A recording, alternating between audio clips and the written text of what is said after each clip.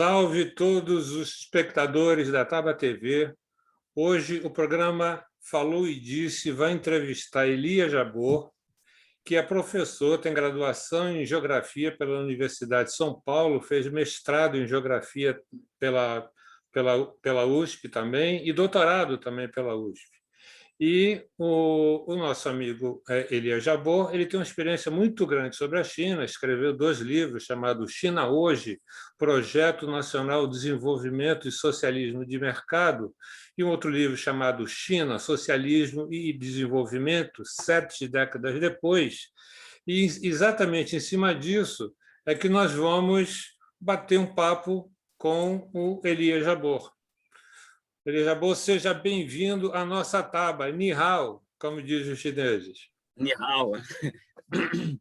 Primeiro que eu estou super feliz de estar com vocês, né? E tem pessoas que a gente se fala muito pouco, fala uma vez ou outra, mas que rola um clima muito legal, assim, de amizade, de empatia. O caso seu, o caso da Helena. E eu estou muito feliz de estar com vocês aqui e vamos bater um papo aí imagina as polêmicas que podem vir aí, né? Certo. Aí eu peço, Helena, por favor, você pode fazer suas primeiras palavras e a primeira pergunta também. Oi, Elias. Também para mim é um prazer muito grande convidar você logo no início, que a gente está inaugurando aqui o Taba TV, não é?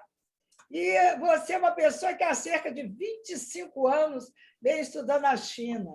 É uma riqueza, né, de um povo milenar que tem uma amálgama, ou seja, uma mistura de crenças e conhecimentos filosóficos, como o taoísmo, o budismo, o confucionismo, marxismo, o maoísmo, é muito ismo, né? E o povo se tornou também uma enciclopédia viva da melhor qualidade. Isso é muito fascinante.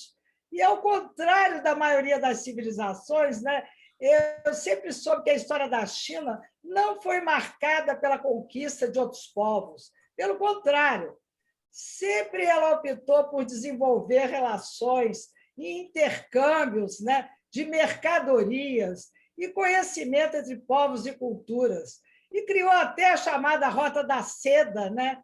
E não foi por acaso que criou o papel, que mais tarde foi a matéria-prima indispensável para a imprensa, para a gente ter essa imprensa, essa produção toda, né, que durante séculos agora parece que querem extinguir com a imprensa, mas eu acho que não, e também dos livros, né?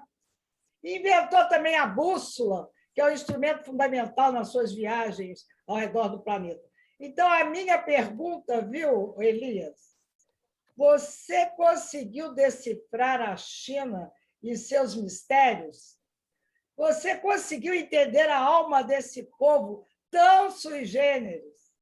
Uma pessoa que fica 25 anos estudando um povo, um país, passa a ser mais chinês do que brasileiro, não é não?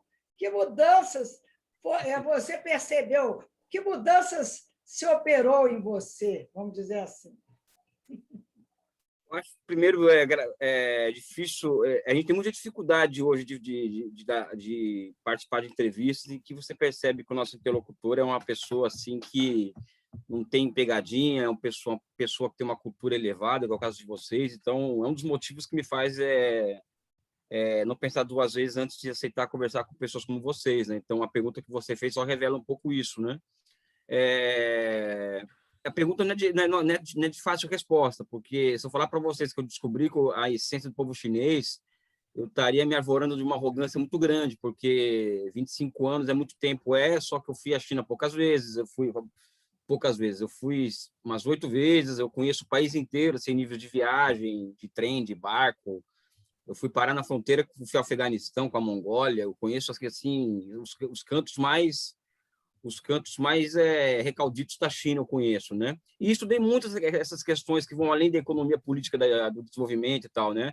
A filosofia confuciana e taoísta. Então, por exemplo, algo que é muito interessante, que eu acho que estava comentando isso com o Leon e mesmo contigo, Helena, antes da nossa entrevista aqui, do nosso bate-papo, é que quando se fala em Oriente e Ocidente, Poucas vezes nós percebemos que a China ela é uma civilização que tem 5.000 anos de idade, um Estado nacional que tem 2.300, e que ela cria, e como é uma civilização que ela se assenta no vale de dois grandes rios, ou seja, o Yangtze e o Rio Amarelo, a abundância de terra e de água, ela não somente ela se torna um fator objetivo para o aumento da natalidade, mas também para uma relação muito mais harmoniosa entre homem e natureza, porque o tempo que a pessoa gasta no arado da terra para poder ter um excedente é muito menor do que em regiões desérticas, por exemplo.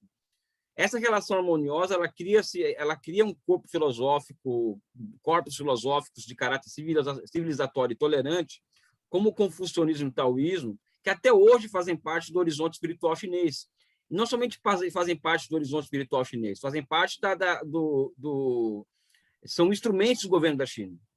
Né? Então, você falou assim, a China se notabilizou por nunca ter conquistado povos, nunca ter tido isso, mas é exatamente isso.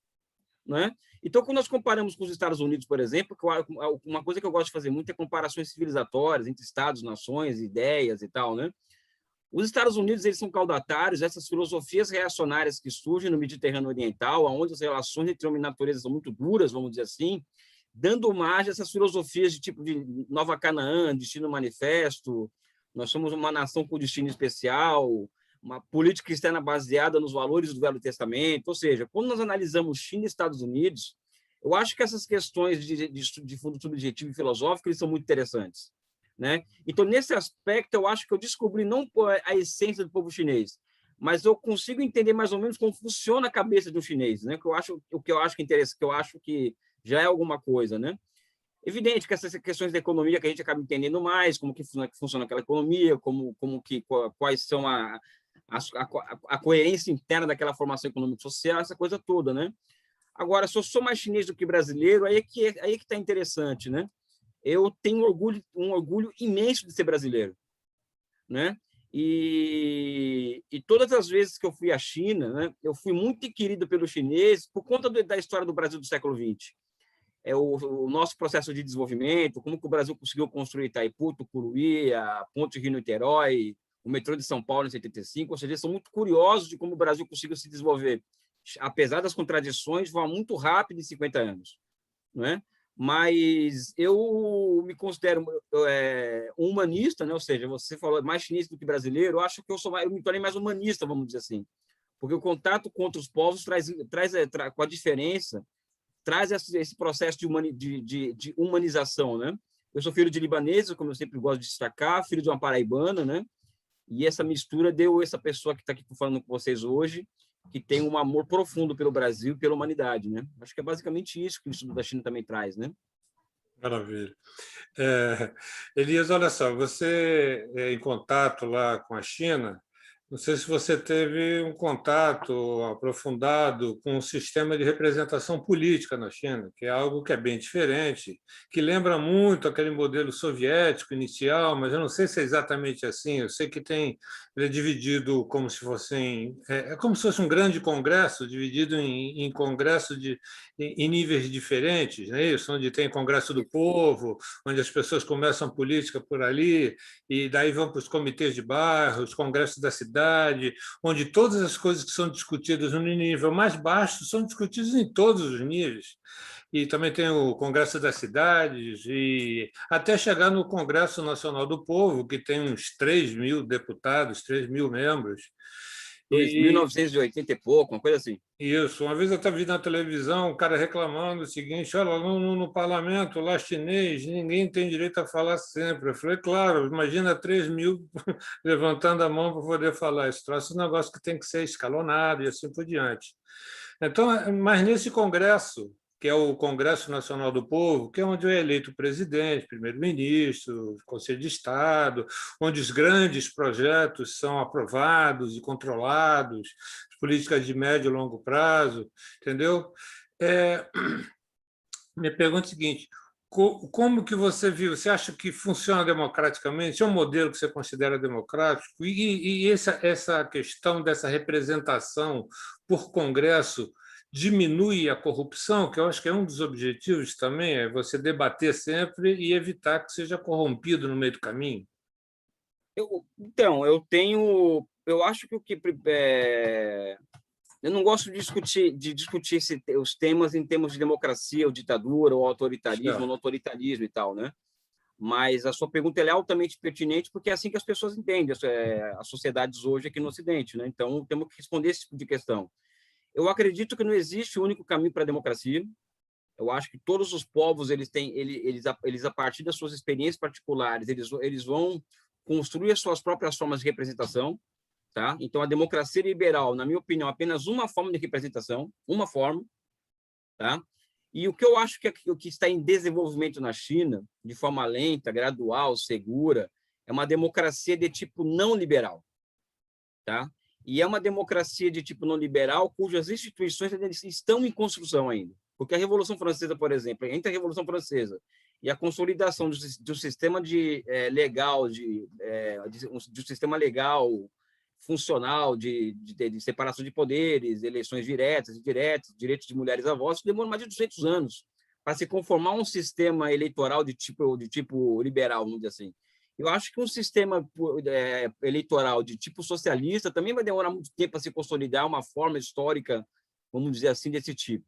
Mas eu acredito que a China ela vai reavivando as suas práticas milenares de democracia à base de aldeia.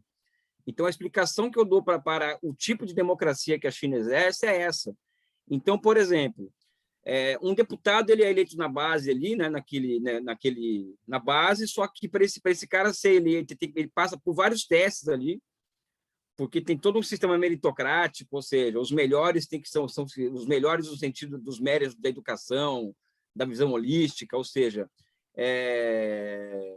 eu vejo as eleições de câmaras municipais aqui do Rio de Janeiro, por exemplo, eu falo, pessoal, um cara desse seria impossível surgir na China um cara desse, né? Então, as figuras são escolhidas a dedo pela população local, pelos comitês de bairro, para representá-las nos comitês provinciais, nos comitês de bairro, provinciais, etc. E chegam ao Congresso Nacional do Povo, ou assim, o que há de mais, vamos dizer assim, representativo mesmo, de fato, do povo chinês. E o que é interessante ali, na minha visão, é que eles só ficam 15 dias em Pequim.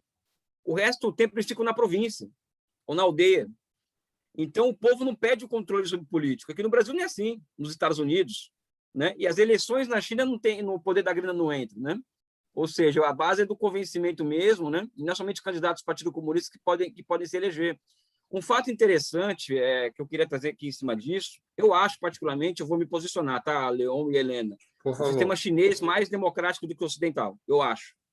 Tá? O sistema político chinês mais democrático do que o ocidental. Tá? Pois bem, aprovou-se agora o 14º Plano Quinquenal.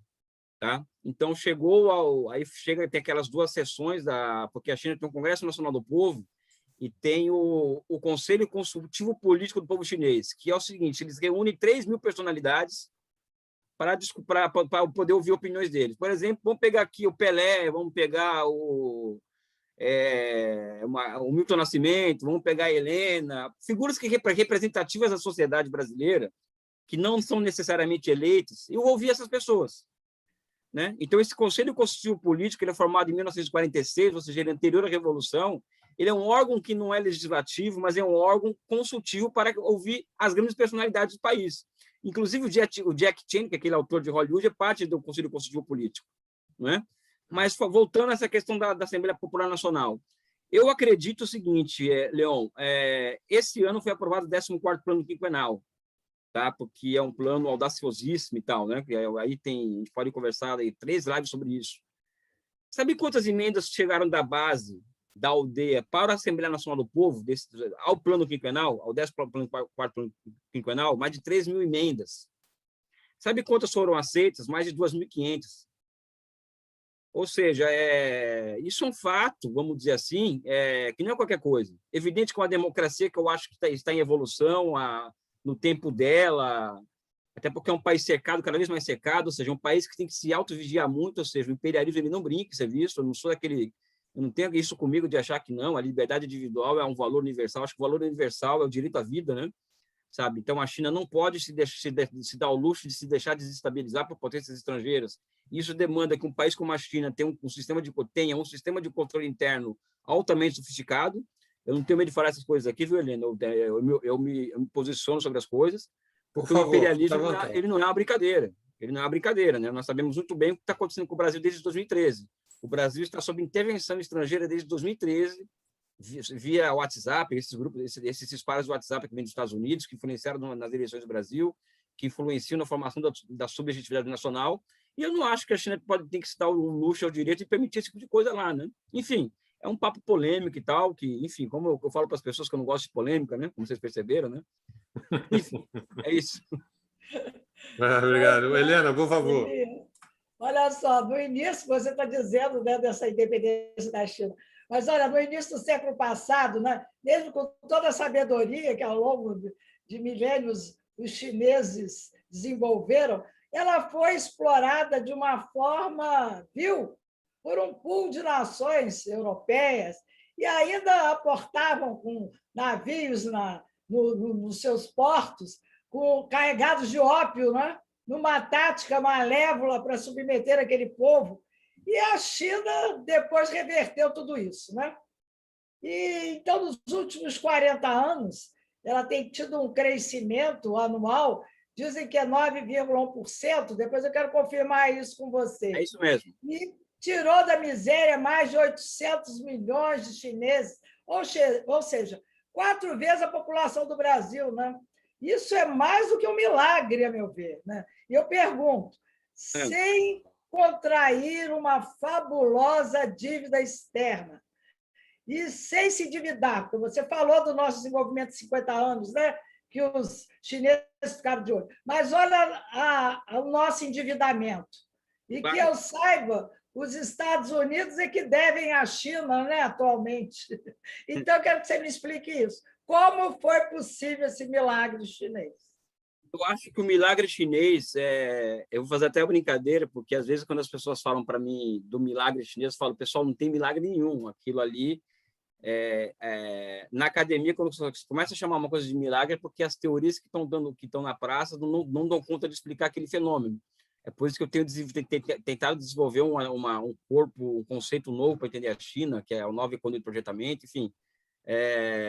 O que existe na China não é um milagre, não é nenhum acaso. O que existe ali é a história da civilização humana é uma página da civilização humana sendo contada, né?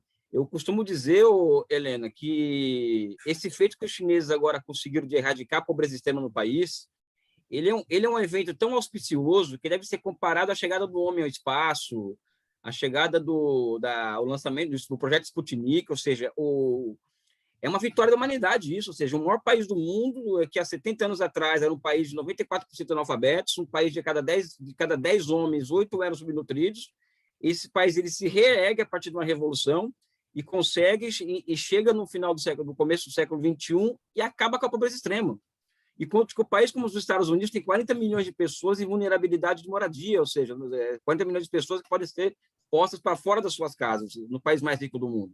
Eu acho que isso é um feito da humanidade que está nas contas do socialismo, ou seja, do socialismo quanto projeto civilizatório, e em nome do projeto nacional chinês. Como eles conseguiram essa questão toda, eu acho que, primeiro, a convicção nacional, ou seja, o Manifesto Comunista ele é traduzido para o mandarim em 19, o Partido Comunista é fundado em 21, e desde então, decisões corretas em nível de política fizeram com que ele chegasse ao poder 28 anos depois da fundação, tá? E a partir disso eles foram traçando a sua estratégia internacional, de inserção internacional, sem se endividar, porque eles partiram para uma tática muito inteligente a partir de 78, que foi a de atrair capital estrangeiro para o seu território, percebendo que o capital estrangeiro no mundo inteiro estava buscando locais para se reproduzir de forma mais rápida, e a China se posicionou nesse sentido, pode vir para cá, só que vocês vão vir, só que vão ter 1001 condições para vir para cá, transferência de tecnologia, técnico chinês, vocês vão ter que receber 300 mil chineses nas suas universidades para qualificar nosso pessoal, ou seja, uma série de condicionalidades do capital estrangeiro, coisa que nunca teve no Brasil, né? Aqui no Brasil, por exemplo, a gente vê o tempo inteiro na televisão as pessoas pedindo, pelo amor de Deus, para capital estrangeiro venha para o Brasil, tem que se criar um ambiente de negócio, porque sem ambiente de negócio, leia-se reforma trabalhista, reforma da Previdência, as maldades todas. O capital estrangeiro não vem, sem capital estrangeiro não tem desenvolvimento. A China mostra que isso é mentira. O capital estrangeiro só leva desenvolvimento aonde ele está atrelado a algum projeto nacional de desenvolvimento, né? Então, a China consegue escapar dessa armadilha da dívida externa a partir de um projeto nacional de longo alcance, né? Eu acho que a receita, Helena, ela é política, né? E é que eu digo, né? Ou seja, tudo que nós estamos falando aqui dá uma live, 2 lives, 3 lives, porque o caso chinês ele é fascinante nesse aspecto, né? É um país que está dando certo, né? Ou seja, eles não... Eles têm uma capacidade de errar muito pequena, né? Uma coisa que é muito impressionante. Até porque é uma burocracia que tem 2.300 anos, né? Então, como o concurso público existe na China há 1.300 anos, esse hábito do Estado escolher os seus melhores quadros para participar da administração pública, né? É algo é como beber água, né? Ou seja, a classe que dirige a China hoje, talvez seja, a Forbes fez uma reportagem sobre isso, a classe mais capaz do mundo, né? Ou seja, os políticos mais capazes do mundo são chineses, né? Isso é uma reportagem da revista Forbes de alguns anos atrás, eu tendo a concordar com isso, né? Eles conseguiram formar um pessoal muito capaz de tocar o país adiante. É fascinante a experiência. Isso, eu vou até pegar um gancho aqui, tanto no que a Helena falou, Sim. quanto que você falou, essa questão dos chineses não terem tido um método de invadir os locais para poder dominar. Vamos lembrar da época do Gengis Khan, com seu império nômade, invadiram trechos entre a China e a Europa, não para poder fazer... Desculpa. Não para poder fazer uma conquista, mas para poder estabelecer uma rota comercial entre a Ásia e a Europa, e foi um período onde houve um desenvolvimento cultural, econômico gigantesco. E foi nesse período também que foi lançada a Rota da Seda, que foi algo que transformou a história, inclusive, da Europa. E até hoje esse trecho, né, é um trecho que é disputado durante a Idade Média e todos esses períodos. Esse trecho foi ocupado, diversos impérios entraram ali no meio para poder tirar proveito exatamente dessa rota que foi a rota que o Gengis Khan conseguiu organizar naquele período. Recentemente, eu fui até o Pepe Escobar, que eu estava numa entrevista que eu vi com ele, que ele levantou a questão da nova Rota da Seda. E a nova Rota da Seda é algo que está com a possibilidade vamos dizer assim, transportar mercadorias e bilhões de dólares da Europa para a Ásia e restabelecer essa relação entre a Europa e a Ásia, que é o projeto Eurásia, onde a Rússia está no meio, entendeu? E queria que você falasse sobre isso e sobre o Partido da Guerra, que é o Partido Democrata Americano, que durante o período Bush era um diabo conhecido, né, como dizia o Pepe Escobar. Ele era um pateta, vamos dizer, se tornou uma política tão ruim que foi bom para a China, porque ele pelo menos não bombardeou nada. Vem agora o Partido Democrata e vai naturalmente voltar aquele belicismo que sempre foi característica dele, entendeu? A OTAN está crescendo, entendeu? Gigantescamente. Então, eu queria que você desse uma abordagem na Rota da Seda e esse medo americano e esse tipo de intervenção que eles fazem nesses momentos. Então, a Helena, ela se notabilizou muito por abordar esse tipo de assunto na vida dela, né? Essa questão da dívida externa, essa questão da dívida pública, ou seja, essas armadilhas das dívidas, né? E o que nós assistimos na década de 80 e 90, principalmente, foi a proliferação da chamada globalização neoliberal, né, que, entre outras coisas, para dar certo o país, ele tem que abrir sua conta de capitais, ele tem que admitir o capital estrangeiro, ele tem que desregulamentar completamente a sua economia, né? No caso brasileiro, nós utilizamos a dívida pública, ou seja, a taxa de juros, para poder atrair esse capital estrangeiro, de curto prazo, evidentemente, nós chegamos onde chegamos, né? E foi essa globalização que os americanos nos oferecem na década de 90, né? Com o fim da União Soviética e tal, aquela coisa toda. Enquanto isso, a China ela foi construindo uma capacidade produtiva muito grande, ou seja, vamos pegar um dado aqui, a taxa de investimento, ou seja, aquilo que o Estado ele investe em relação à porcentagem do PIB do país. A taxa de investimento média da China é de 40% nos últimos 20 anos. Para fins de comparação, o Brasil hoje é 16%, ou seja, a taxa de um país em guerra, um país com a taxa de investimento dessa, né? A Rússia é 25%, a Índia 35%, mas a China é altíssima essa taxa de investimento. Então, a China construi uma imensa base produtiva, ela também cria condições para se transformar numa grande exportadora de bens públicos, né? Então, a nova Rota da Seda, em grande medida, ela vai ao encontro das necessidades chinesas de espalhar capacidade, de expandir, de exportar capacidade produtiva via obras como infraestruturas de portos, ferrovias, rodovias, aeroportos, enfim, virar uma exportadora de bens públicos, né, como diz os marxistas, uma exportadora de valores de uso.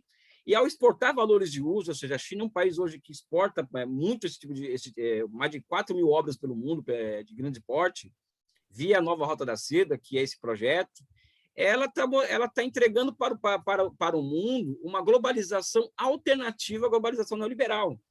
Porque para os chineses, né, os chineses eles não interessam para que o mundo empobreça. Para ela, interessa que o mundo, que a periferia ela se rejuvenesça economicamente, até para poder comprar os produtos dela. É completamente diferente dessa globalização via acumulação primitiva de capital que aconteceu nos últimos 30 anos no mundo, capitaneada pela grande finança norte-americana. Eu acho que essa é a novidade do espírito do nosso tempo, Leon, ou seja, essas duas globalizações, vamos dizer assim, sendo colocadas em confronto, tá? E evidentemente, a face do imperialismo ela não muda, né? Os chineses eles fizeram uma aposta. Primeiro que os americanos achavam, desde que comecei a estudar a China, existe uma literatura que na década de 90 surgiu para poder sustentar essa questão, a lógica neoliberal do seguinte: olha, para o país se desenvolver, ele tem que ter instituições de livre mercado, tem que ter primazia da propriedade privada, instituições que garantam as regras do jogo e tal, e um Estado democrático de tipo liberal. Ou seja, esse tipo de literatura virou um senso comum nas universidades brasileiras, europeias, etc. Como a China nunca foi uma democracia liberal, na cabeça dos americanos e europeus, vamos deixar a China crescer porque aquilo ali não se sustenta. Eles não têm aquele checklist, não são uma democracia liberal, não é um país de livre mercado completamente, então aquilo ali vai cair por si só. E não foi isso que aconteceu. Então, quando eles foram ver, o monstro tomou uma proporção muito grande, né? Ou seja, a China virou uma ameaça real à hegemonia americana, não que ela se coloque como uma substituta a essa hegemonia, né?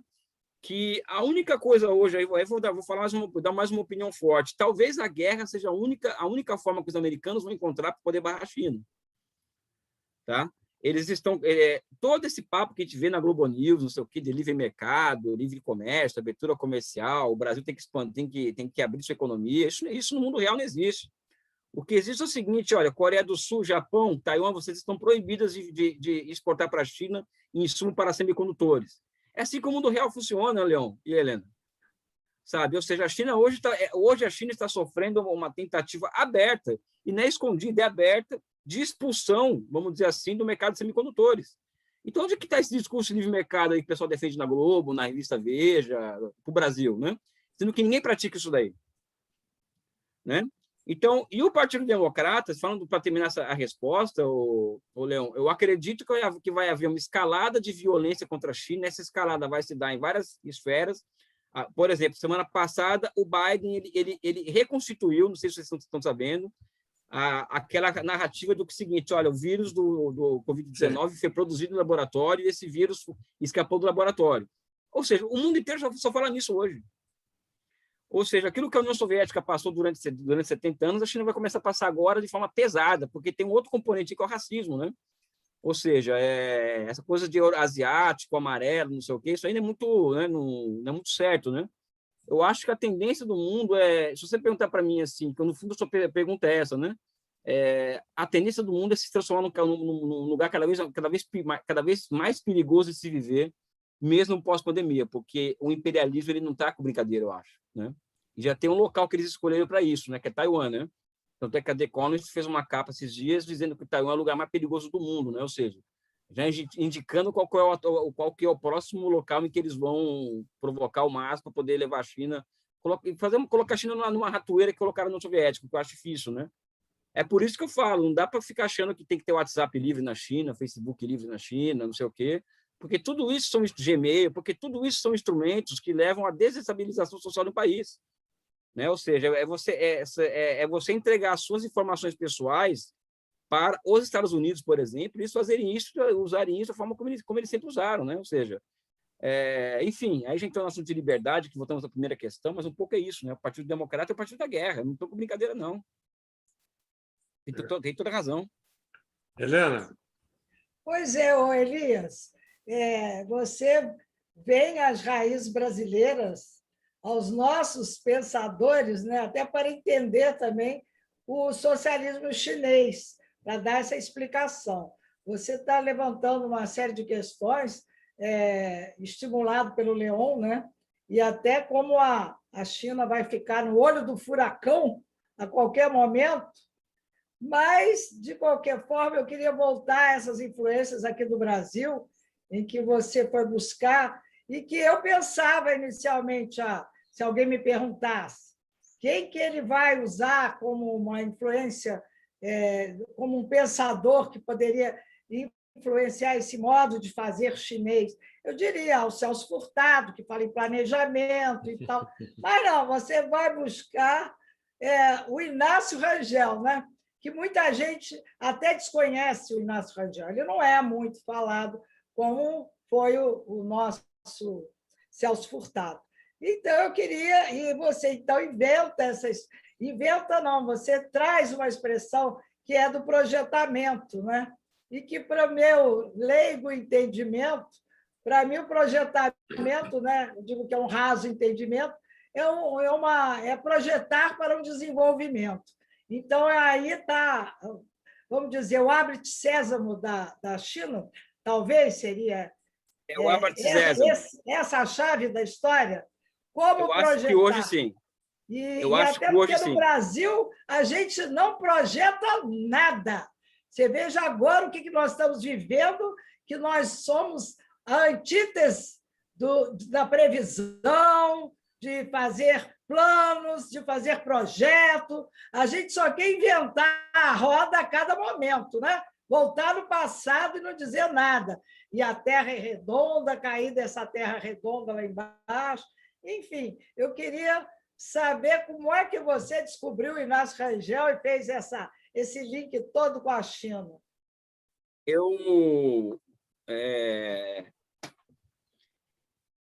O Rangel, para mim, ele... Primeiro que ele não teve a carreira acadêmica que teve o Furtado, não foi para a Sorbonne. O Rangel ele era um técnico no BNDES. Se você fosse resumir o Rangel, ele foi um técnico no BNDES. E que escrevia sobre economia, né? E que formou uma tese sobre o Brasil, escreveu a inflação brasileira. Ele se colocou, por exemplo, no debate entre, por exemplo, Celso Furtado e Roberto Campos. Ele achava que os dois estavam errados, ou seja, ele se colocou num campo, vamos dizer assim, de pensamento, vamos dizer, socialista, marxista, nacionalista, mas não estruturalista cepalino como Furtado e nem monetarista, neoliberal como, ou seja, tanto é que o corpo de pensamento dele é pensamento independente do Inácio Rangel, né? Tem até no livro sobre a história do pensamento econômico brasileiro, do Belchovski, o Rangel é um capítulo à parte. Tem a CEPAL, tem os monetaristas, tem os liberais e tal. O Rangel é um capítulo à parte desse livro. E eu li o Rangel há muito tempo, né? Eu li o Rangel há muito tempo porque o meu orientador de doutorado e mestrado foi um dos pupilos intelectuais do Rangel, e eu tive a sorte de conhecer o Rangel pessoalmente, né? Eu com 17, 18 anos de idade. Porque o Rangel ele foi na USP uma vez, em 93, um ano antes dele morrer, porque o Furtado, além de ser um grande pensador e tal, ele era bonito e falava bem, né? O Celso Furtado, né? Tinha essas duas, né? O Rangel não, o Rangel ele falava muito mal, tinha um problema de garganta, era baixinho, sem pescoço, maranhense feio, né? Não, é isso, né? E ele esteticamente, perto do Furtado, ele era sabe? E o Rangel foi na USP uma vez falar. O Furtado foi num dia e no outro dia foi o Rangel, né? E eu fui assistir, não entendi nada que os dois falaram, porque eu era um menino de 17 anos, assim, egresso da universidade, 17, 18 anos, mas o Rangel, com toda a dificuldade de fala dele, eu percebi dos dois quem era o gênio, na minha cabeça. E para mim o gênio é o Rangel, assim, eu não quero entrar nessa discussão de Rangel ou Furtado, mas para mim o gênio era o Rangel. E desde então eu comecei a manter uma relação com a obra dele. A minha principal referência intelectual, é a minha principal, porque o Rangel ele adapta o Lenin ao Brasil, ou seja, tem toda o Rangel ele adapta Hegel ao Brasil, o Lenin ao Brasil, e transforma o materialismo histórico em algo brasileiro, vamos dizer assim, né? Talvez ele consegue encontrar o universal no particular, porque esse é o desafio do cientista social de um país periférico, né? Qual que é o nosso particular, né, dentro desse universal, e sem esquecer do universal? O Rangel consegue isso, né? Um tempo atrás eu comecei a perceber que quando eu vi o pacote de investimento que a China inaugura para enfrentar a crise de 2008, eu vi que eles colocaram 600 e poucos bilhões de dólares e 96 grandes empresas imediatamente passaram a executar milhares de projetos pelo país. Eu falei, pô, tem alguma coisa acontecendo aí que as grandes teorias não explicam. As grandes teorias do desenvolvimento, aquelas que eu ensino na faculdade e tal, né? E eu fui atrás o Keynes explica um pouco, o Schumpeter explica, o outro explica, mas não explica a totalidade. Eu fui atrás de um livro do Rangel, que eu já tinha começado a ler, mas era um livro chato, né? Um livro horroroso de chato do Rangel. É um livro de microeconomia para engenheiros, chamado Elementos de Economia do Projetamento, que é uma linguagem difícil, inacessível, cheio de conta matemática e tal, mas eu falei, vou enfrentar esse livro. E como o Rangel ele era um cara que não precisava ficar gritando que era comunista, que não sei o quê, ele, no jeito técnico dele, ele nesse livro está mostrando para as pessoas, para o engenheiro, né, o seguinte, olha, uma economia voltada para o bem-estar da sociedade deve funcionar desse jeito. E quando eu vou perceber as coisas, ele está descrevendo o projeto Sputnik ali, sem falar nada disso aí. Então, o que é o projetamento, no caso? O Rangel percebe que a Revolução Russa ela abre, vamos dizer assim, inaugura marcos institucionais para a transformação da planificação econômica em uma instituição para ser utilizada em larga escala. Esse é o grande feito do século XX. O consenso keynesiano ele traz a possibilidade do ser humano e do Estado intervir na economia a partir do princípio da demanda efetiva, e o capital financeiro, que é aquele capital que vai garantir a execução de grandes projetos de longo prazo. Então, a economia do projetamento é essa economia que surge de ambos os lados da cortina de ferro, principalmente na União Soviética, onde o Estado, vamos dizer assim, ele tem uma capacidade muito grande de governar projetando a longo prazo. É evidente que o Rangel ele constrói uma ciência em torno do projetamento, né? Então, eu percebi, olha, muita coisa que o Rangel está dizendo aqui, a China está retomando lá, né? Aí o que acontece? Eu entro na minha concepção do socialismo, né? A China é uma sociedade movida a grandes projetos, né? Ou seja, existe um planejamento de altíssima sofisticação, né? E na China existe, porque o Rangel fala muito da figura do engenheiro e do economista, tá o tempo inteiro falando para esse tipo de gente, o Rangel. E na China, e as tarefas históricas desses caras, ou seja, por Rangel, o economista e engenheiro, eles tinham que ser libertos do jugo do capital e ter a criatividade deles posta a serviço da sociedade. E quando eu olho para a China, por exemplo, eu olho para um país que tem 2 milhões de pessoas, Helena e Leão, 2 milhões de pessoas que são engenheiros e economistas, que trabalham em órgãos do Estado, e essas pessoas têm duas tarefas: garantir que o país alcance catch up tecnológico, ou seja, alcance os países capitalistas, e o outro, que é o de manter o desemprego restrito ao capitalismo, ou seja, a China tem que superar as circunstâncias do desemprego. Então, são pessoas que são ocupadas em pensar em gerar 13 milhões de empregos urbanos por ano, 18 horas por dia. Ou seja, está tendo uma transição do campo para a cidade na China, uma transição que ela foi feita de forma anárquica no Brasil, e que na China estão conseguindo fazer de forma planificada, ou seja, vai gerando desemprego estrutural a transformação da industrialização na China em poupadora de mão de obra, só que existe 2 milhões de pessoas planificando a inclusão de 13 milhões de pessoas no mercado consumidor, no mercado de trabalho. Isso é revolucionário. Então, o que é o projeto, para terminar a explicação? O projeto seria, indo ao encontro do Rangel, quando eu olho o 5G, quando eu olho uma série de plataformas que a China inaugura e que eleva a capacidade de planificação da economia, eleva a capacidade de domínio humano sobre a natureza, eu não vejo uma operação contábil, é o projeto do trem que liga Duque de Caxias à Central do Brasil. Eu não vejo aquilo como um projeto, em si, uma operação contábil. Eu estou observando ali a transformação da razão em instrumento de governo, porque é assim que os projetos na China são vistos. E, para mim, quando eu olho as coisas desse jeito, eu penso logo no Rangel, que ele fala isso no livro dele de 59. Né? Ou seja, o engenheiro economista a serviço da sociedade. Né? E aí eu entro no meu conceito, na minha conceituação de socialismo, que hoje, para mim, socialismo ele se apresenta ao mundo como uma forma histórica, ou seja, o socialismo ainda é algo em construção ainda, né? Não existe uma fórmula pronta, algo, sabe? É algo que está sendo construído historicamente, como o sistema social em que a razão desempenha um papel fundamental como instrumento de governo, em comparação aos países capitalistas, né? Ou seja, eu acho que a China ela encara um pouco essa nova, que eu chamo de nova formação econômico-social, que para mim é a engenharia social mais avançada que temos no mundo de hoje, né? Eu não sei se expliquei o que é o projetamento, mas não é uma explicação fácil, tem todo um tecnicismo nesse meio, sabe? Mas eu acho que eu consegui que daqui das linhas gerais do que é o que eu penso e que é o que explica a China hoje, eu acho, né? Muito bom. Olha só, Xangai era uma cidade que originalmente era uma cidade de pescadores, tinha alguma produção têxtil, mas ela acabou se desenvolvendo. Hoje em dia, Xangai parece Nova York, um negócio gigantesco, parece uma grande centro capitalista, coisa que não é, mas dá essa impressão pelo tipo de desenvolvimento que teve. E aí eu vou juntar isso à seguinte questão: a China, ela tem, obviamente, pequenas, médias e grandes empresas. Como é que isso funciona? Elas participam também das decisões no Estado, igual nos países capitalistas, e de que forma? E o capitalismo, eu sempre aprendi que na China o que estava se desenvolvendo era um capitalismo de Estado. Você usa um termo que eu achei bem interessante, que é o socialismo de mercado. Isso eu queria que você desse uma abordada, e por isso que eu me lembro da China. Mas fala de Xangai e das empresas também. Como é que as empresas participam das decisões, entendeu? Se também participa do Estado, como é que é isso? Cara, primeiro vamos falar primeiro do horizonte empresarial chinês, né? A China é um país, por exemplo, que ela passou por um processo de reforma, dos últimos 40 anos de reformas econômicas. Uma dessas reformas é do seu sistema empresarial.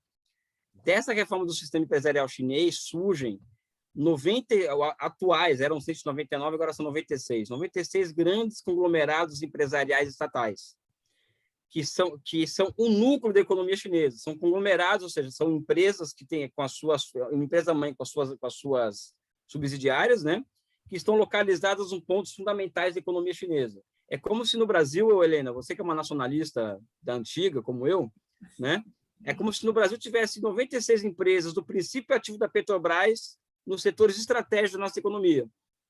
Então, a China tem 96 empresas do porte, do princípio ativo da Petrobras nos setores estratégicos da economia.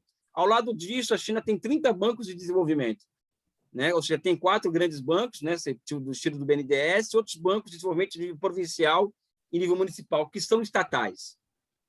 Então, esse núcleo duro estatal da economia, que é uma das características do projetamento, porque o projetamento ele retira a incerteza do horizonte, porque a incerteza é algo inerente ao investimento privado, sendo que na China o investimento primário ele é público e não privado, ou seja, o privado ele se aproveita do público, dos efeitos de encadeamento do público. O que acontece é que as empresas privadas, ou seja, o capitalismo que existe na China, porque existe capitalismo na China, ele acaba se submetendo a uma ordem econômica que não é regida por ele. Não é o setor capitalista da economia chinesa que gera ciclos de acumulação da economia. É o setor estatal da economia chinesa. Né? Então, o setor privado na China ele é cada vez mais dependente do setor estatal. Em termos quantitativos, ele é muito maior que o setor estatal. Né? Tem pessoas que falam que a China é capitalista porque na China somente 30% do PIB é estatal e 70% é privado. Né? Mas é a mesma coisa de você falar de um corpo e não falar do coração dele, porque se você tirar o coração, está o corpo aqui. Mas o coração do sistema empresarial chinês e financeiro é estatal. Né? E o que é mais interessante, né? Ou seja, a elevação da influência do Partido Comunista. Né? Ou seja, essa é o que causa mais arrepios. Né? As pessoas, desde 2012, Xi Jinping obriga com que as empresas privadas chinesas, as suas grandes empresas privadas, né, tenho um membro do Partido Comunista como CEO da empresa. Ou seja, isso não é o Estado interferir em decisão privada de investimento. Isso é o Partido Comunista decidindo em decisão privada de investimento. Né? Então, mesmo que existe setor privado na economia chinesa, não é tão privado assim, entendeu? Porque nós trabalhamos muito com a ideia, Leon e Helena, não sei se vocês concordam comigo, de que da empresa privada como aquele ente que surge após sucessivas ondas de inovações institucionais que dão margem à lei dos checamentos da Inglaterra. Ali surge um ente privado, né? Um tipo de empresa privada. Só que esse tipo de empresa privada não cabe ela como modelo para entender as empresas privadas chinesas.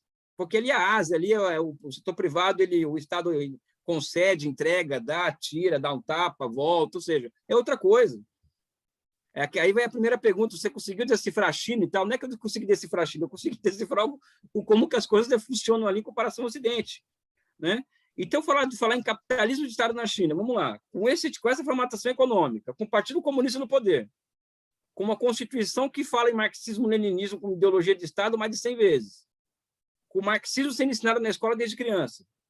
Né? Ou seja, eu acho que é um socialismo, vamos dizer assim, em fase embrionária, em fase de teste, porque é um sistema econômico e social muito novo. Tá? Existe capitalismo na China, mas ele não é o que é o dominante, o elemento dominante aqui daquela formação econômico-social. Tá? Então, eu defino aquilo como uma formação econômico-social orientada ao socialismo. Né? Ou seja, eu acredito no socialismo como um projeto de sociedade para 200 anos, 300 anos, 400 anos, ou seja, não é algo que vai surgir amanhã, uma sociedade socialista nova, pura, linda, acabada, não é. Até porque o socialismo ele não vai surgir sobre os escombros do capitalismo. Ele vai superar o capitalismo, ele vai se apropriar do ponto mais alto do capitalismo. Então, para isso, não é o anticapitalismo, é a superação do capitalismo. Né? Enfim, é isso. Me diz uma coisinha, qual é o papel do membro do Partido Comunista dentro da empresa? Ele é um CEO, mas o CEO, em geral, é o cara que manda dentro da empresa, é o diretor-geral, é mais ou menos isso. Ele vai, vamos dizer assim, interfere na política direta daquela empresa, é isso? Exatamente. Tá.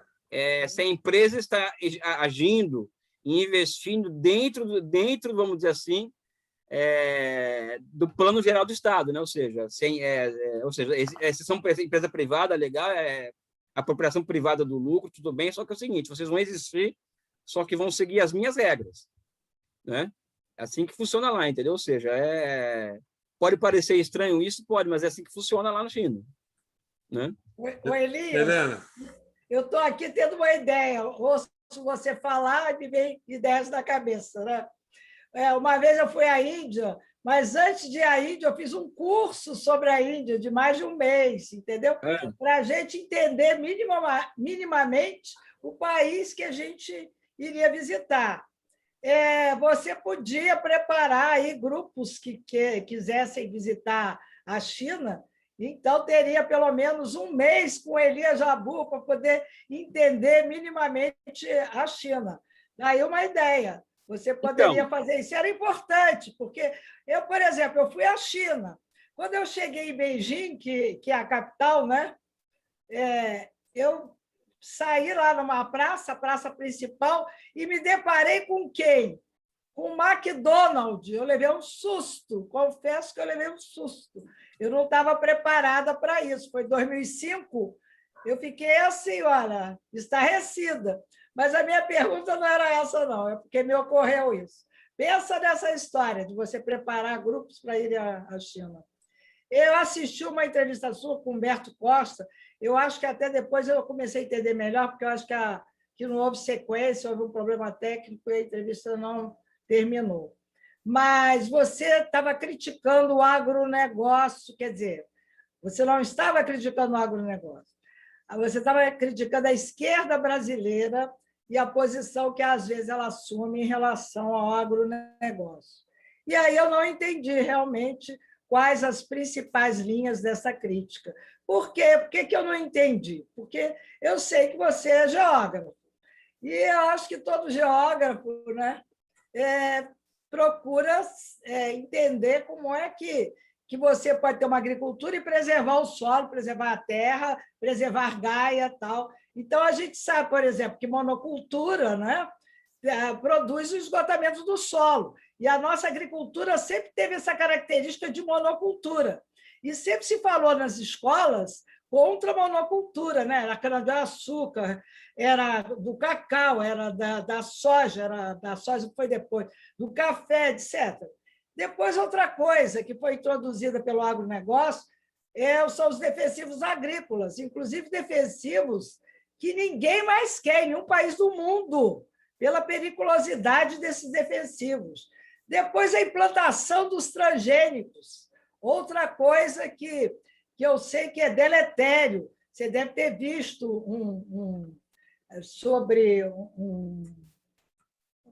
um filme sobre a Monsanto, você deve ter assistido, era até de uma jornalista francesa. Então, a gente sabe que os transgênicos também têm um papel aí que, a curto prazo, a gente não sabe exatamente. Sabe que ele vai destruir a flora bacteriana do solo, os mananciais de água, mas não sabe a longo prazo o que vai provocar. E, fora a substituição dos biomas, eu ficaria aqui falando indefinidamente sobre tudo isso, mas eu quero te ouvir, quero que você explicar. E, por último, já que você frisou essa história, que eu fico me importando muito com as questões de endividamento e tal, é que se criou no governo Fernando Henrique a Lei Candir, né? Então, muita gente esquece que essa lei Candir ainda é vigente até hoje. Ou seja, exportação de produtos primários para o país é alguma coisa que não procede, que deixa, ao invés de deixar um superávit, deixa um déficit. Então, você pode explicar melhor do que eu. Deixa eu falar para... Eu me vejo como homem de Estado, tá? Então, homem de Estado, eu trabalho, sou professor de Estado, então eu sou uma pessoa que, inclusive, sou paga para buscar soluções às grandes questões que afligem o povo brasileiro, né? Eu vou até fazer um desabafo daqui a pouco para você aqui, Helena. Então, coloca uma música de fundo assim de desabafo. Em um dos dramas, vamos dizer assim, que eu acho que nós, como homens de Estado, temos que pensar é a questão de como nós fazemos com que o arroz, o feijão, a carne e os gêneros alimentícios chegam a preços módicos na mesa do povo. Acho que essa é uma questão a ser respondida, tá? E eu respondo essa questão a partir da noção do seguinte: tem que haver escala de produção. Então, não é a defesa do agronegócio que eu faço. Tá? O meu problema, Helena, é uma autocrítica que eu faço aqui ao vivo para vocês, tá? Às vezes eu coloco mal as palavras, ou às vezes eu não me coloco de forma muito clara. Eu não faço uma defesa do agronegócio, vamos dizer assim, enquanto classe, enquanto prática, não é isso, né? Eu sou favorável à agricultura de grande escala. Essa é uma diferença fundamental, vamos dizer assim, do que defender o uso de transgênico, o uso disso, o uso daquilo, até porque eu não sou químico, eu não entendo muito dessa coisa toda, né? Apesar de achar que o Brasil tem que ter domínio sobre todas essas tecnologias, eu sei o quanto isso faz mal, né? Mas eu sei que tem pessoas muito mais capazes do que eu para falar disso daí, sobre essas questões. O que eu defendo é a produção de alimento em grande escala, né? Acho que essa que é a questão. E a defesa do pequeno, aí me desculpem, aí é o meu lado leninista mesmo, né? A defesa do pequeno mais belo, pessoal, isso não tem nada de esquerda, pessoal. O pequeno camponês, isso não tem nada de esquerda nisso. Isso é uma visão pequeno burguesa de mundo. Porque a tendência da agricultura, quando o capitalismo penetra no campo, né, a tendência é da especialização, a tendência é da concentração. O que vai vir depois disso, enquanto sociedade, na agricultura, não é o retorno ao pequeno, belo, bonito, não é isso. É o socialismo, ou seja, que a grande produção cooperativizada, mecanizada, com alto grau de composição orgânica do capital, com produção em escala de alimento, só que socialista e não capitalista, né? Então, a esquerda não compreende isso, né? Então, quando a esquerda, por exemplo, ela faz a crítica, chamada crítica ao agronegócio, tem tudo isso que você fala, que aí sim você faz uma crítica qualificada, eu acho. Entendeu, Helena? Só que a crítica ao agronegócio que a esquerda brasileira faz é uma crítica que joga a gasolina na fogueira e água no moinho do inimigo. Os maiores interessados hoje na destruição da agricultura brasileira é o imperialismo norte-americano. São as ONGs europeias, é o Greenpeace, é a WWF. Eu não vou falar mal da minha agricultura para jogar água no moinho dessa gente. Eu quero que o Brasil ele tenha autossuficiência alimentar e não fazer o que o Banco Mundial, o FMI, fez com a África, que foi destruir a agricultura da África, em nome dessas teses. Não, o bonito, o belo, o pobre, ou seja, não a tecnologia, isso faz mal, ou seja, isso norteou uma subjetividade dita progressista que levou à destruição da agricultura da África, entendeu? Sabe? Então, eu acho que o agronegócio brasileiro, o meu problema com eles, Helena, não é nem só esse que você levanta, o meu problema é que eles são burros do ponto de vista econômico, político-econômicos. Porque se eles fossem inteligentes, eu trabalhei na Câmara dos Deputados, né? Durante 6 anos, né? E eu estive várias vezes com a bancada do agronegócio, com o Ronaldo Caiado, Cátia Abreu, que aliás são pessoas que eu respeito, apesar de discordar, né? Já conversei com eles e tal. Eu falava para eles, pessoal, vocês são classe, vocês são classe em si. Porque se vocês fossem classe para si, vocês seriam anti-imperialistas. Porque a economia que vocês defendem, somente um país soberano, um país independente, é capaz de oferecer para vocês, e não um país dependente. Ou seja, vocês apoiando um candidato de direita, é você dar tiro no próprio pé de vocês. Caiu na real. Então, eles são dinâmicos economicamente e burros politicamente, eu acho. A minha crítica a eles é essa, né? Ou seja, a esquerda não quer compreender essas questões da agricultura porque não estuda, me desculpa, não é o teu caso, nem do Leon, não estuda. Então, fica com aquela visão lúdica do pobre mais velho e tal, de que o consumo é um mal e tal, mas ninguém quer abrir mão do seu nível de consumo. Eu costumo falar para as pessoas, né?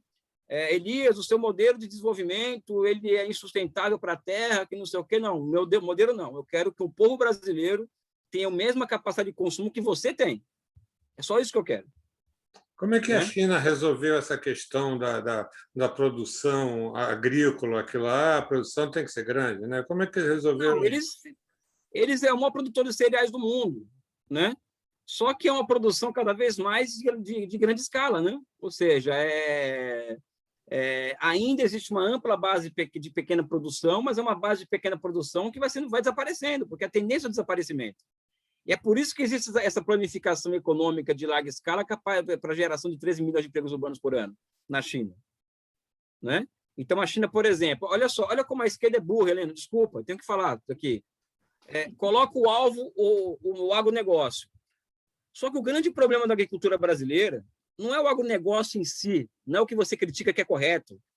É a Monsanto, a Cargill e a Bunge, que eles mantêm o monopólio mundial de insumos agrícolas e eles elevam o preço disso, eles colocam na altura esses preços, e é isso que faz com que o preço do arroz, do feijão e de outros alimentos sejam muito caros no Brasil. Como que a China resolve isso? A China compra, vamos dizer assim, a Syngenta, que é uma grande setor de insumos agrícolas, e monta o seu próprio monopólio. Para quê? Para que o preço praticado interno desse tipo de insumo seja muito menor do que praticado no nível internacional. Ou seja, o alvo da esquerda ele não tinha que ser o agronegócio, tinha que ser a Monsanto, a Cargill, a Bunge, entendeu? Na minha opinião, não é um agronegócio, né? É evidente que não dá para ficar achando que o Ronaldo Caiado é legal, que esse pessoal da sociedade agrária brasileira é legal, não é isso que eu estou dizendo. Eu estou vendo enquanto classe historicamente construída, ou seja, a agricultura de escala é fundamental, né? Agora, como política, eles são muito ruins mesmo, a gente sabe disso, né? Mas o nosso alvo tinha que ser outro, eu acho, não o agronegócio, a agricultura em grande escala. O nosso negócio, o nosso problema tinha que ser a Cargill, a Bunge, esses grandes monopólios internacionais. Eu acho que esse deveria ser o nosso inimigo principal. Mas tem gente que entende mais disso do que eu, né? Mas a compreensão que eu tenho basicamente é essa, e me considero de esquerda. Eu vou retomar uma coisa aqui que vamos ver se eu consigo entender isso que eu matuto há muito tempo. A China exporta para os Estados Unidos. Os Estados Unidos são um dos maiores compradores dos chineses. Os americanos exportam para a China, eles também são os maiores compradores de produtos americanos. Eles fazem negócios de volume muito alto. Então, o O que eu fico pensando é o seguinte: se um deles decai, dá prejuízo no outro, não é isso? É uma sinuca de bico esse, entendeu? Porque ao mesmo tempo que eles concorrem, eles comercializam grandes volumes com outros. Como é que se Não, soluciona isso? Ou se é isso mesmo que eu estou pensando? não, a questão é a seguinte: o que você está falando é estratégia pura, ou seja, a União Soviética ela foi cercada e bloqueada por 70 anos e ela não conseguiu constituir mecanismos de penetração do capitalismo mundial a ponto de fazer o capitalismo mundial depender dela. Hum. Então, foi só desligar a União Soviética do sistema que aquilo ali caiu, entendeu? Sabe? A China não. A China,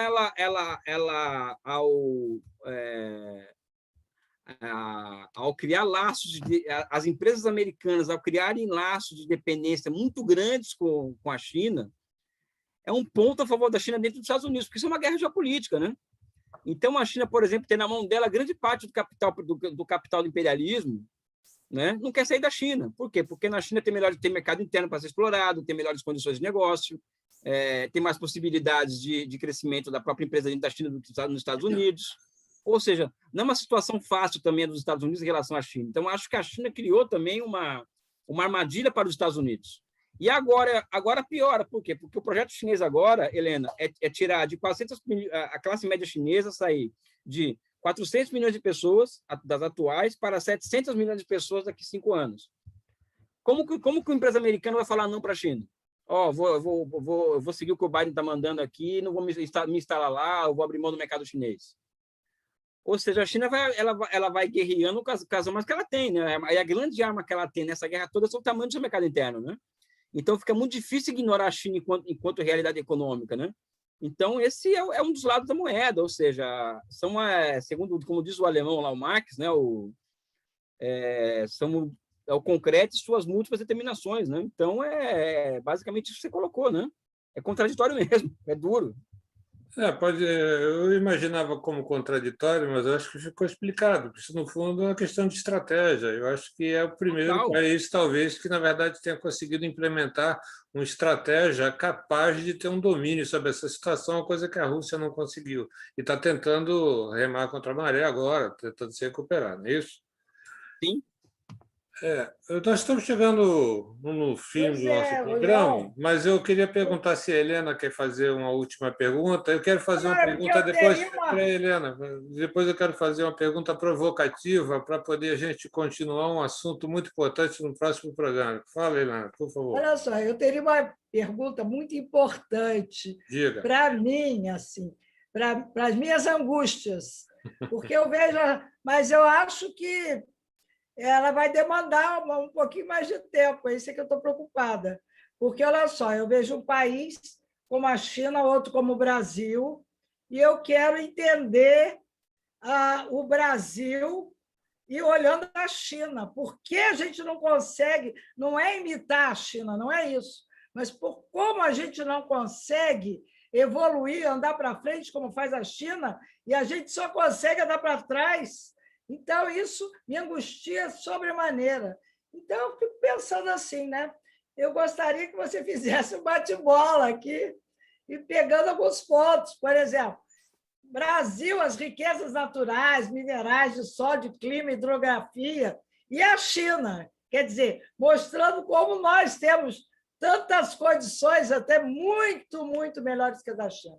O desenvolvimento cultural nosso e da China, o tecnológico, o agrícola, industrial, e o planejamento daqui brasileiro, grande planejamento brasileiro, a visão de futuro nossa e da China, o comércio exterior, esse crescimento econômico que a gente é zero, eles é super, quase bate 10%. Enfim, se você puder, pelo menos em algum desses itens, falar alguma coisa, eu já fico satisfeito. Vamos fazer Helena, o seguinte, vamos fazer duas perguntas provocativas, porque isso aí dá um programa para cada uma delas. Eu vou fazer uma pergunta provocativa, aí o Elias dá uma introduzida nisso para poder a gente desdobrar também e aproveitar para poder inserir aí, para poder você falar no final, que é uma questão que você coloca, que é uma discussão importante que se deve ter na esquerda, porque a esquerda foi mudando um pouco de suas características, foi perdendo uma série de paradigmas e tem incorporado dentro dela paradigmas, visões, referências que nem são da esquerda. Né? São alguns, inclusive, vêm do próprio fascismo. Então, eu queria que você abrisse essa discussão para a gente fazer isso num outro programa. Por favor. Então, primeiro que a China fez uma revolução, tá? Antes de mais nada, eles fizeram uma revolução em 49, uma revolução armada, que foi uma luta de 20... O Partido Comunista está em armas na China entre 28 e 49, eles estavam em guerra, ou seja, isso era uma revolução. E isso faz toda a diferença. Nós não fizemos uma revolução no Brasil, tá? Mas isso não impede, não serve de zona de conforto para, não fizemos uma revolução, então não vamos pensar numa solução política para o Brasil. Primeiro que eu acho que o desafio nosso é derrotar o bolsonarismo. Eu acho que as coisas têm que partir do simples para depois ir para o complexo, né? Ou seja, temos que derrotar o bolsonarismo em 2022. Né? Derrotar o bolsonarismo, ou seja, unindo o povo em torno de uma plataforma comum de derrota do Bolsonaro, aí sim abre-se condições para repensar o país em um contexto muito mais amplo. Né? Então, eu me concentrarei, Helena, em manter a minha angústia e vamos derrotar esse cara, entendeu? Porque se pensar muito no geral, enlouquece, sabe? Vamos para terapia, remédio, é assim que está o Brasil hoje, entendeu? Sabe? Então, eu acho que a gente tem que derrotar o Bolsonaro, opinião minha, e eu tenho pensado em programas, vamos dizer assim. Uma vez eu estava comentando numa conversa com o próprio Ciro. Eu falei, olha, eu acho que o Brasil ele tem um dos desafios brasileiros que a gente vai ter que enfrentar, né? Por isso que a esquerda tem que estudar, eu acho, é como recompor esse capital privado que foi destruído pela Operação Lava Jato. Né? Ou seja, a Operação Lava Jato ela destruiu um capital privado brasileiro, que é o capital privado mais avançado que tinha no Brasil em todos os níveis, tecnológico, etc., sabe?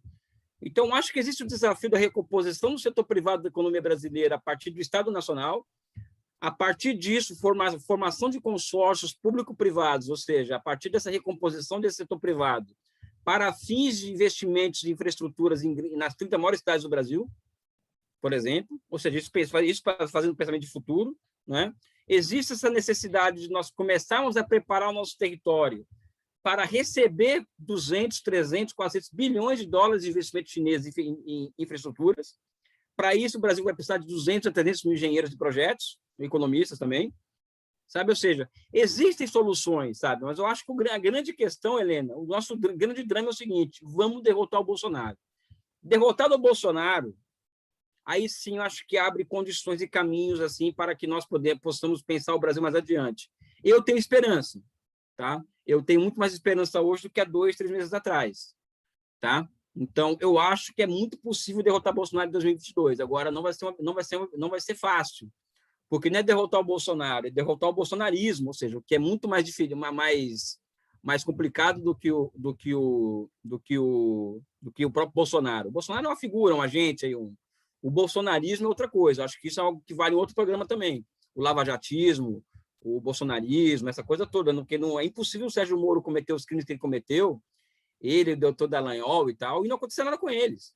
Né? Ou seja, eles colaboraram com uma potência estrangeira para destruir setores inteiros da economia do nosso país. Isso está ficando provado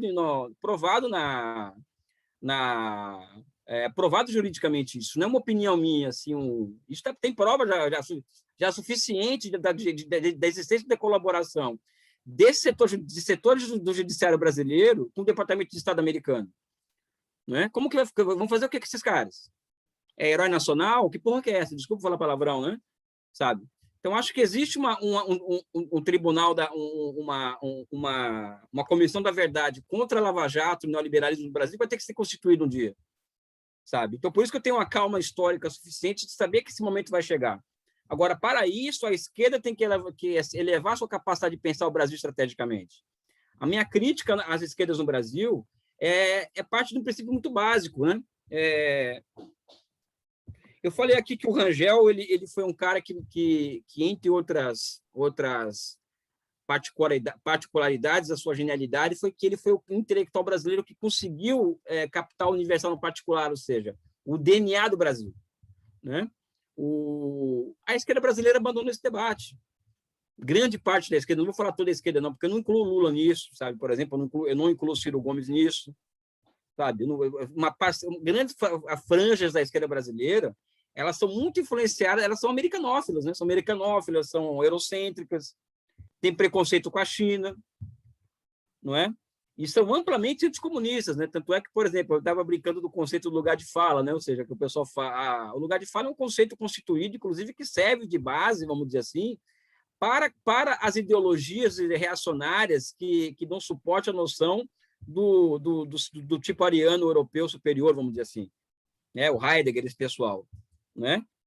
A esquerda está abraçando isso, vamos dizer, em certa medida, né? Eu acho que os conceitos eles são construções históricas, não são construções que surgem a partir de experiências pessoais e são construções históricas, né? Agora, o que mais me intriga é o seguinte, né? O Brasil é um país em que não existe uma esquerda, um campo político de caráter patriótico e nacionalista que polariza o debate com uma direita entreguista. Ou seja, no Brasil, hoje, você pega, por exemplo, as eleições do Brasil, igual aos Estados Unidos, né?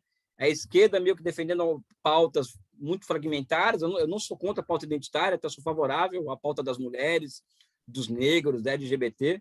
Eu só não acho que essas pautas conseguem organizar um projeto nacional, mas um projeto nacional ele necessariamente vai ter que abraçar essas pautas, porque elas são pautas civilizatórias, né? E nós somos sempre pessoas que apostam na civilização contra a barbárie, né?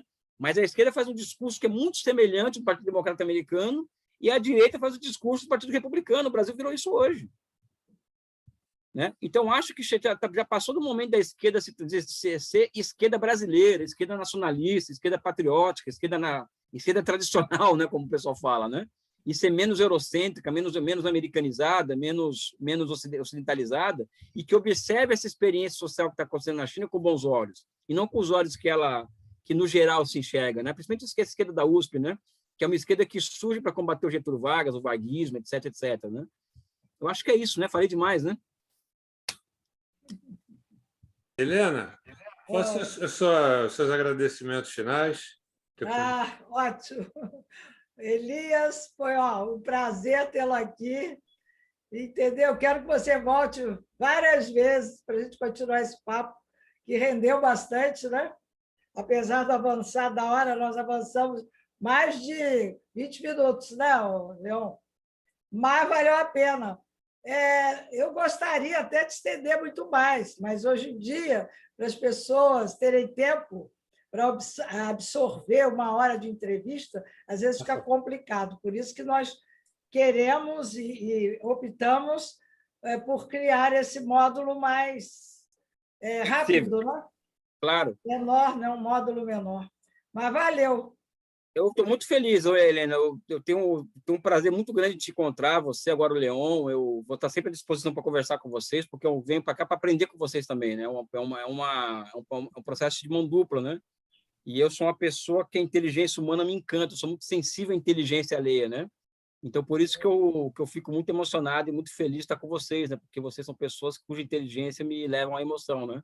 Então é isso, pessoal. Obrigado pelo convite, estarei sempre à disposição. Sim. Valeu. Olha só, nós aqui da Taba TV que agradecemos a sua participação. Foi um dos melhores programas da Taba TV até hoje que nós fizemos. E eu acho que temos assunto para diversos outros, que já fica o convite para que a gente discuta questões nacionais agora dessa vez, questões que são fundamentais para os partidos políticos, para a eleição de 2022. E eu tenho certeza que os espectadores da Taba TV hoje vão sair com muito mais conhecimento e muito mais dúvidas para poder discutir, para poder pensar a respeito destas relações políticas e econômicas que a China tem, vamos dizer assim, muito a nos ensinar. E obrigado, o professor Elias, pelo fato de você ter dado toda, vou dizer, essa aula, mas toda essa bagagem para os nossos telespectadores. A Taba TV agradece imensamente. Esperamos que vocês sempre estejam conosco. Então, um abraço a todos os espectadores da Taba TV e até o próximo programa. Falou e disse. Obrigado, pessoal. Até mais. Beijo.